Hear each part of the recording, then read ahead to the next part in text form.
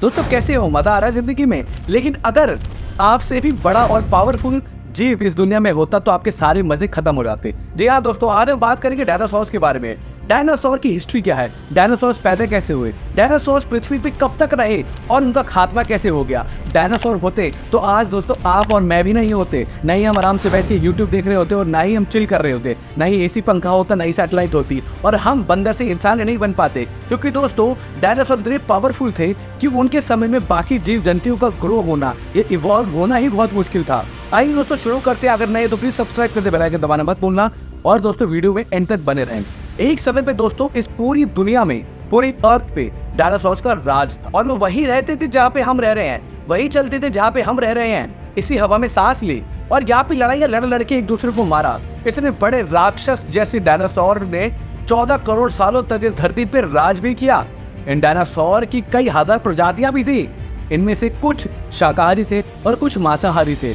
कुछ डायनासोर बहुत ही शांत स्वभाव के थे मेरे जैसे, और कुछ डायनासोर बहुत ही हिंसक और खतरनाक भी थे। दोस्तों ये उस समय के सबसे सफल जीव थे, लेकिन अचानक से ऐसा क्या हो गया, ऐसी कौन सी घटना थी जिसने इनका नाम और निशान ही मिटा दिया कि आज उनका एक भी अंश भी नहीं है इस दुनिया में, उनका एक भी स्पीशी नहीं बची है, E to Z सब खत्म हो गए। दोस्तों ये सारे राज जानने के लिए आखिर वो कौन सी चीज थी जिसने मिटा दिया डायनासोर के अस्तित्व को, ये जानने के लिए वीडियो को एंड तक जरूर देखना दोस्तों, ताकि आप कुछ भी चीज मिस ना कर दें।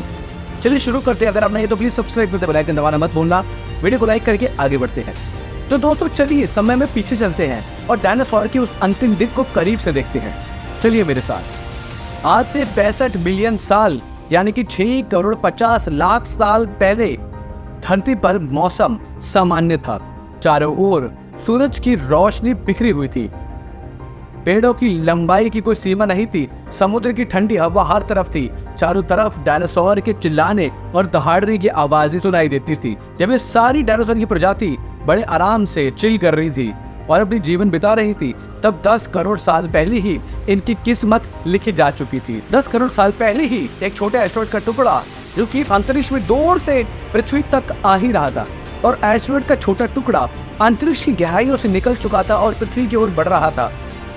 वो पृथ्वी से लगभग 20 करोड़ मील मंगल और बृहस्पति के बीच बने शुक्र ग्रह बेल्ट में घूमते हुए एक बड़े एस्टेरॉयड से जाके टकरा जाता है, और उस टकराहट से उस एस्टेरॉयड की दिशा बदल जाती है और वो उस बेल्ट से निकल के सीधा पृथ्वी की ओर 22,000 मील प्रति घंटे की रफ्तार से बढ़ने लगता है।